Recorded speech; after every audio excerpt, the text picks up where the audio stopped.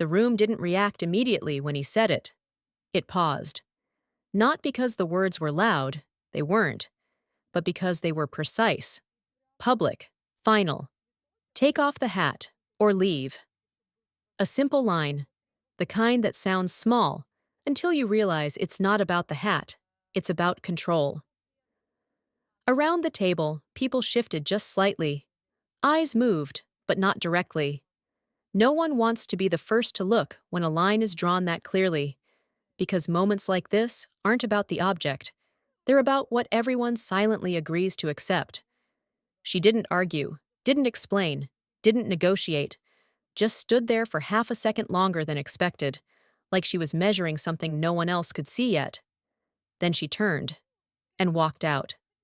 No resistance, no emotion, no scene, which is exactly why it felt wrong. Because when someone leaves that calmly, in a room like this, it usually means one thing. They're not the one losing control. And 5 minutes later, everyone in that room would understand exactly why.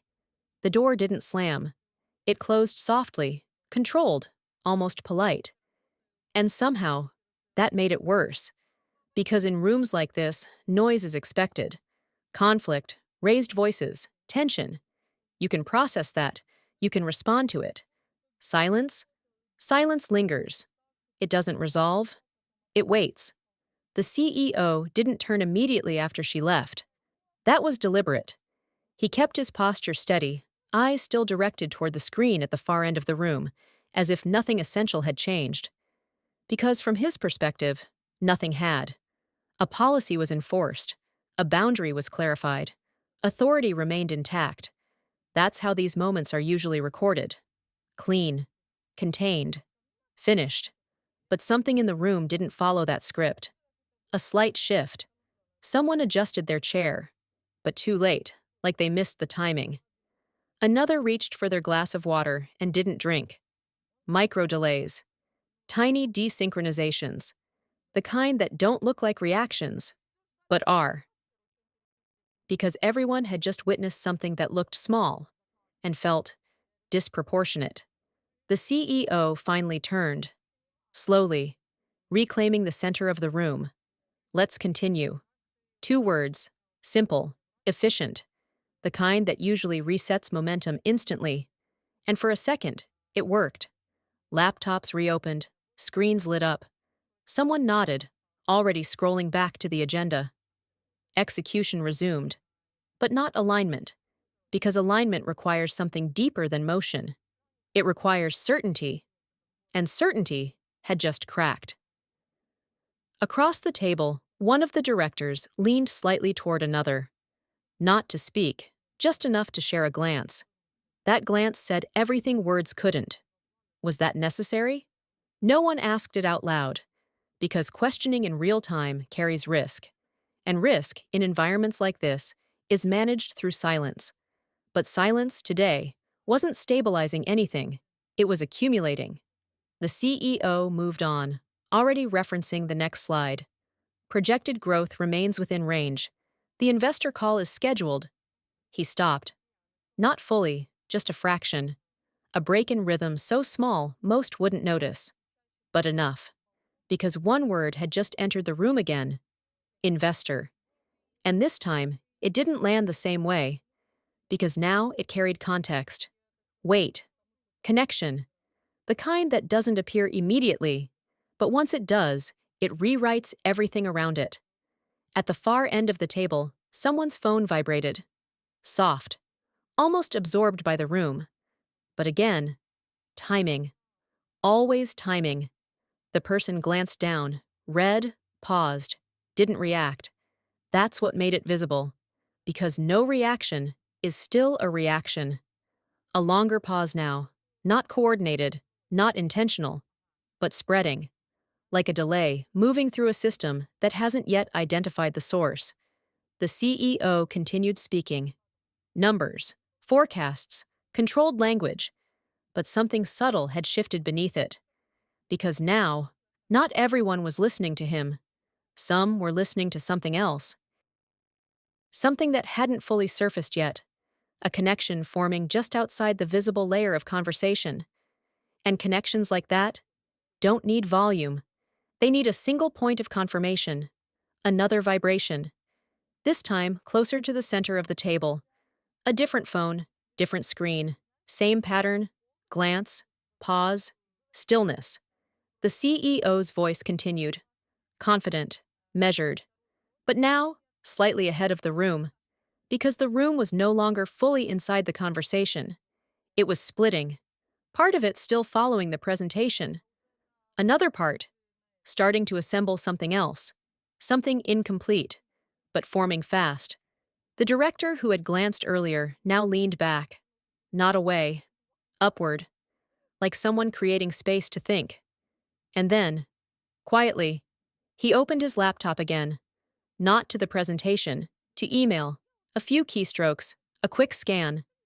And then, his posture changed, not dramatically, but definitively, the kind of shift that doesn't ask for attention, but commands it anyway. He didn't speak, didn't interrupt, but his stillness now had direction, and people notice direction, even before they understand it. Across the table, another screen lit up, then another. No announcement, no signal, just convergence, because whatever had started as a question was rapidly becoming a pattern. And patterns, in rooms like this, mean one thing: there's something everyone is about to understand. At the exact same time, the CEO reached the next slide, paused, looked up, and for the first time since she left, he realized the room wasn't where he thought it was. Not disengaged, not distracted, but elsewhere. And that's when it became clear. Her exit hadn't ended anything. It had started something, something already moving, already connecting, already aligning. And whatever it wasn't waiting for permission to surface. Stay with this, because in rooms like this, the most expensive consequences never arrive loudly. The room didn't interrupt him. It withdrew from him, subtly, quietly, almost respectfully. But in high-stakes rooms, withdrawal is louder than conflict, because conflict still acknowledges authority. Withdrawal replaces it. The CEO finished his sentence, or at least he thought he did, because no one responded. No nods, no follow-up questions, no immediate transitions. Just a thin, almost imperceptible delay, like a system waiting for a signal that hadn't arrived yet. Across the table, the first director who checked his email didn't look up right away. He reread it. Once. Twice. Then leaned back. Slowly. The kind of movement that signals recalculation, not confusion. And then he spoke. Who approved the term sheet structure? Not loud, not confrontational, but precise. The CEO's gaze shifted. Finally, something concrete. I did, he said. Immediate, controlled, because that question lived in his domain. Or at least, it used to. The director nodded once. A minimal acknowledgement. Then turned his screen slightly, not fully toward the room. Just enough. I think you should look at this. No urgency, no dramatics. And that's what made it impossible to ignore. The CEO didn't move instantly. He let a second pass, then another, because moving too fast would mean reacting. And reacting implies you're not in control. He stood, walked around the table, measured steps, deliberate pace, every movement still communicating authority. But when he reached the screen, that communication stopped. Not externally, internally, because what he saw didn't match the version of reality he had been operating in. The term sheet was open, clean, structured, standard. Except for one section. Highlighted. Not aggressively, just precisely. Key dependency, strategic alignment with lead advisor. A pause. Then, advisor continuity required for investment execution. Another pause. And then the line that settled into the room like weight. Advisor withdrawal constitutes automatic suspension of investment commitment. Silence. Not reactive. Structural. Because now it wasn't about interpretation. It was about mechanism. The CEO's eyes didn't move quickly. They slowed down. That's how recognition works when it arrives too late. He didn't need to ask who the advisor was.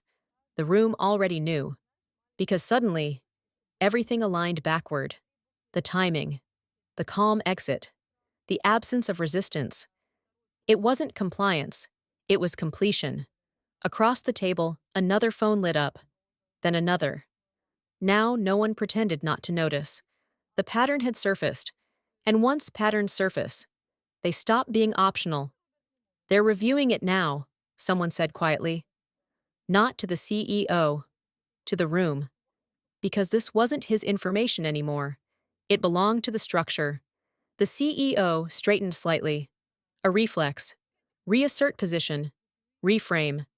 She can be replaced, he said. Clear, direct, logical, on the surface. But logic, in systems like this, depends on constraints. And he had just ignored one. The director didn't argue, didn't push back. He simply pointed to the screen. That clause doesn't allow replacement. A beat. It requires continuity. Different word. Different implication. Because replacement assumes interchangeability, continuity assumes dependency, and dependency changes everything. A subtle shift moved through the room. Not panic, not yet, but recognition. The kind that recalibrates priorities instantly. Another notification. This time, audible. No one silenced it.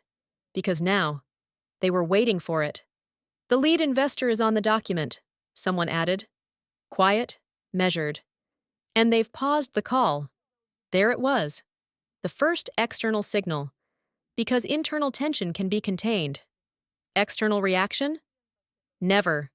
The CEO's jaw tightened slightly, barely visible, but real. Because the moment had crossed a threshold. From internal decision to external consequence. He looked back at the table, at the screens, at the subtle but undeniable alignment that had formed without him. And for the first time, he wasn't ahead of the room. He was behind it. She chose to leave, he said, not defensive, clarifying, trying to anchor the narrative. But the room didn't follow, because narrative doesn't override mechanism. The director closed the laptop halfway, not dismissing, framing. She didn't leave the system, he said. A pause. She was the system's condition. And just like that, everything settled into place. The exit, the timing, the silence. It wasn't emotional. It wasn't reactive. It was structural. 5 minutes. That's all it took. Not for the situation to change, but for the room to understand what had already changed the moment she stood up. Because some decisions don't trigger consequences later. They reveal consequences that were already built in. And now, those consequences were active. Stay with this. Because the next move won't be about fixing the decision. It will be about surviving it. If this moment felt familiar, if you've ever watched confidence quietly turn into recalculation, follow, like, and stay for the next chapter. Because now it's no longer about the hat. It's about what that moment actually triggered. No one returned to the presentation, not explicitly. No one said, let's pause. But the slide at the front of the room stayed frozen. Numbers still visible, suddenly irrelevant. Because the center of the room had shifted. From projection to consequence. The CEO didn't sit back down immediately.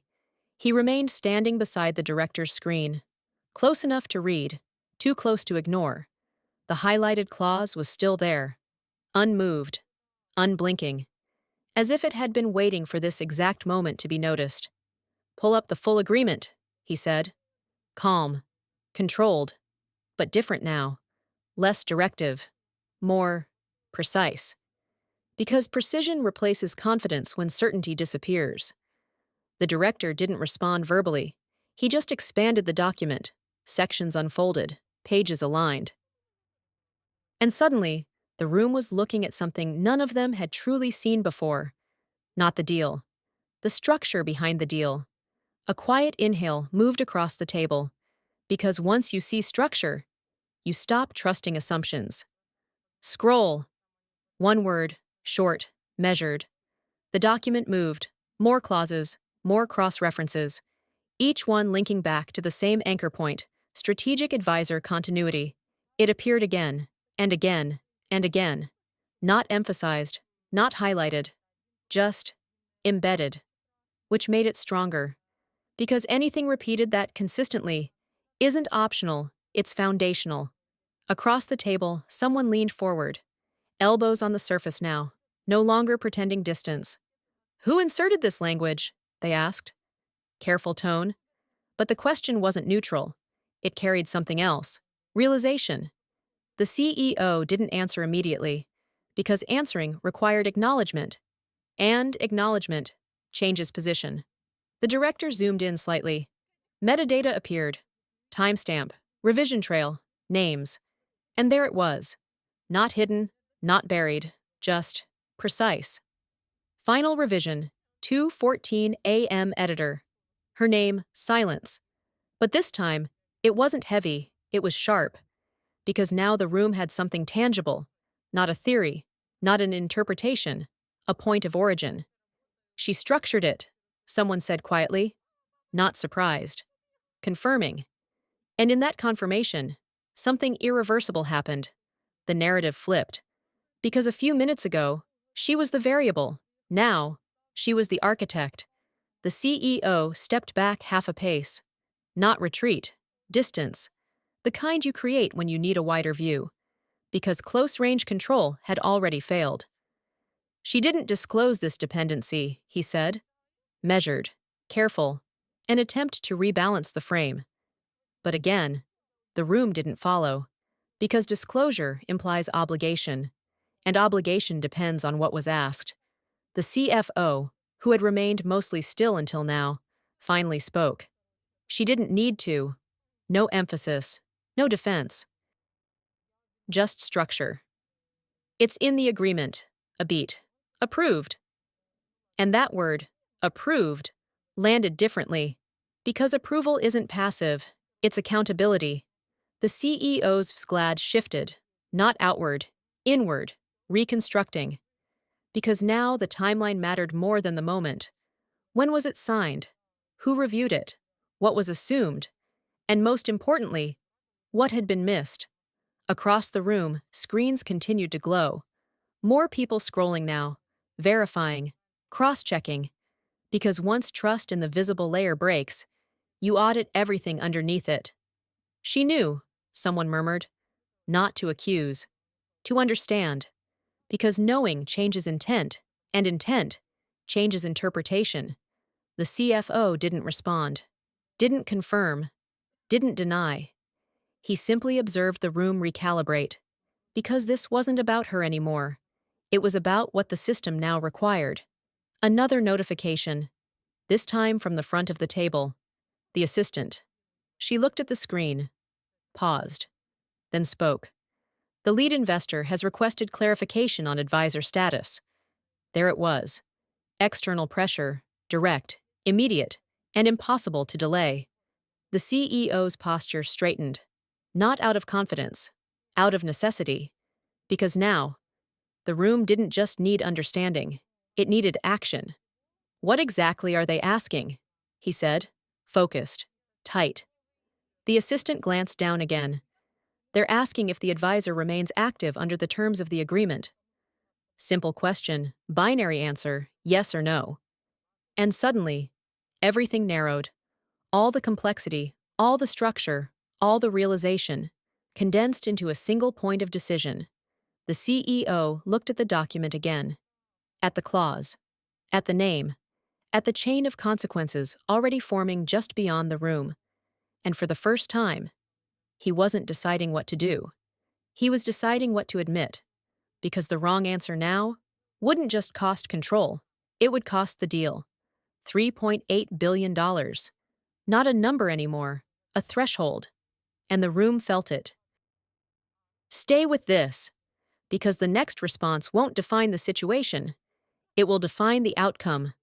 No one spoke for a full second. And in that second, the entire room understood the equation.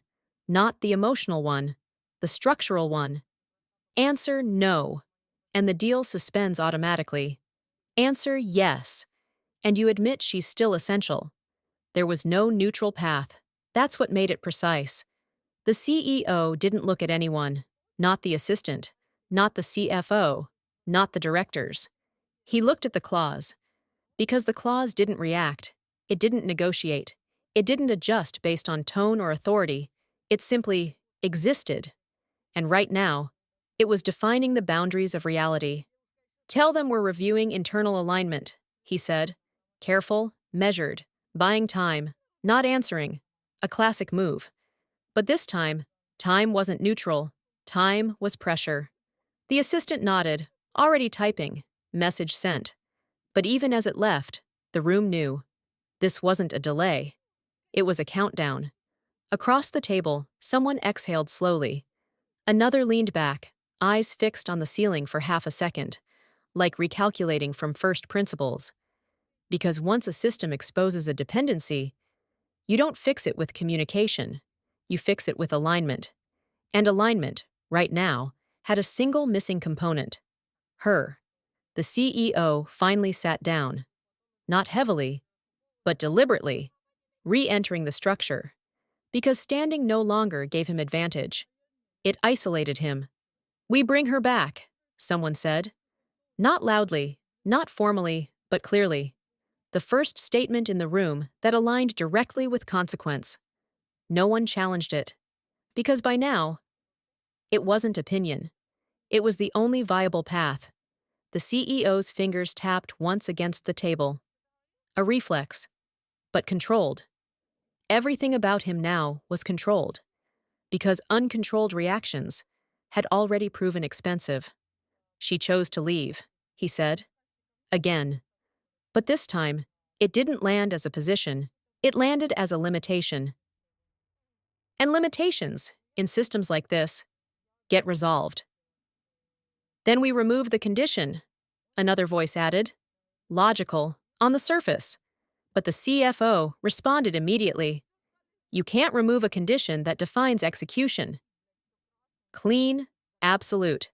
Because conditions like that aren't decorative, they are the system, and removing them isn't modification, it's collapse. Silence again. But now, focused, directed. The room wasn't scattered anymore. It had converged on a single point. She wasn't optional, she was required.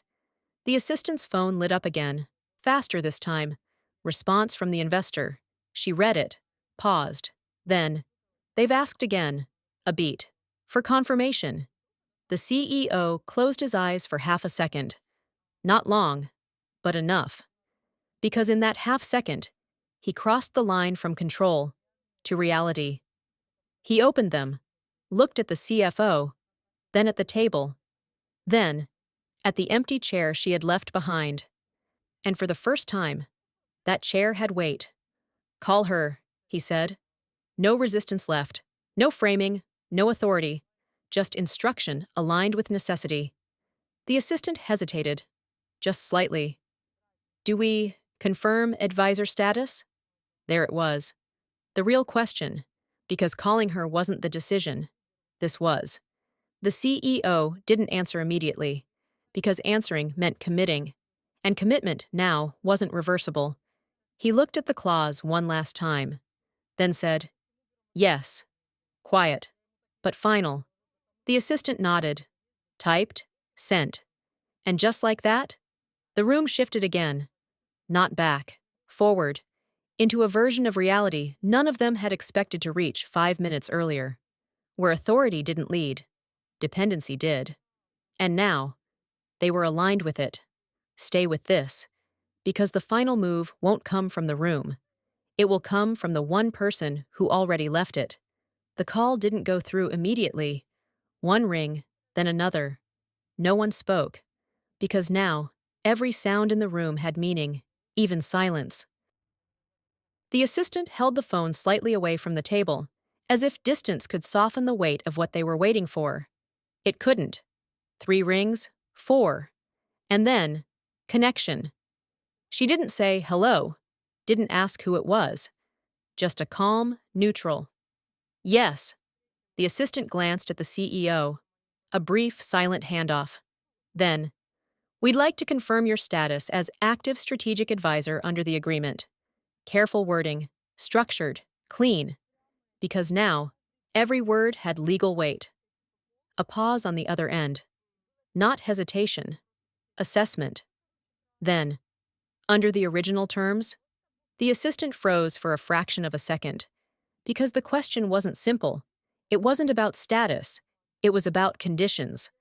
The CEO leaned forward slightly, not to interrupt, to anchor. "Yes," he said, directly, into the space. And for the first time since she walked out, he wasn't speaking to the room. He was speaking into the system. Another pause. Shorter this time, because she already knew the answer. She was just deciding whether to give it.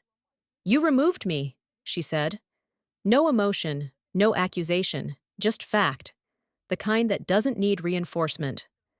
The CEO didn't respond immediately, because response would imply defense, and defense was no longer relevant. "We are restoring your role," he said. Measured, precise. Not an apology, not yet.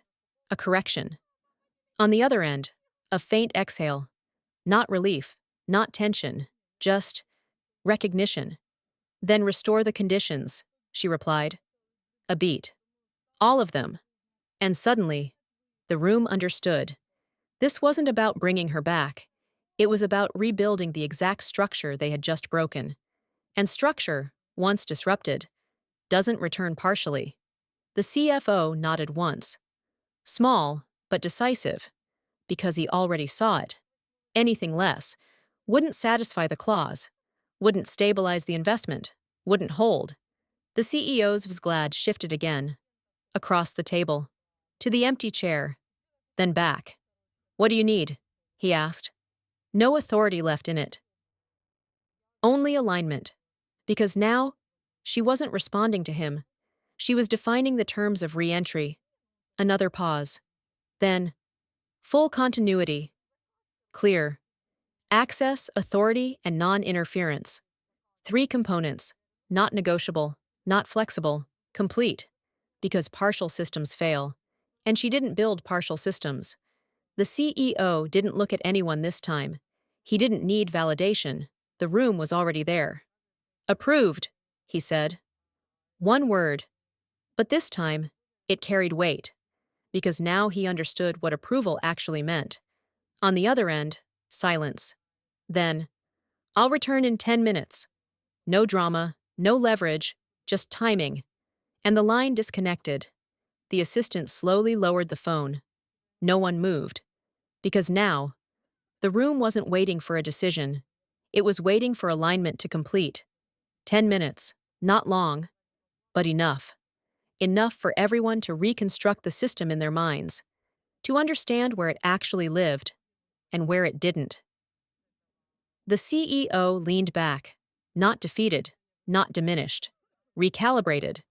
Because what had just happened wasn't a loss of authority. It was a relocation of it. From position to structure. Across the table, laptops reopened again. But differently this time. Not to present. To verify. Access logs. Permissions. Continuity chains. Everything that had been assumed now needed to be confirmed. Because assumptions had just proven expensive. Very expensive. $3.8 billion. No longer a projection, a dependency. The door remained closed. But now, everyone in the room was aware of it. Because when it opened again, it wouldn't be the same moment returning. It would be a different structure entirely. And this time, they would recognize it. Not as authority, not as presence, but as something far more precise. Control. The kind that doesn't need to speak loudly, doesn't need to prove itself, and never needs to argue. Because it was never in the room to begin with. It was in the system, and the system had just made that undeniable.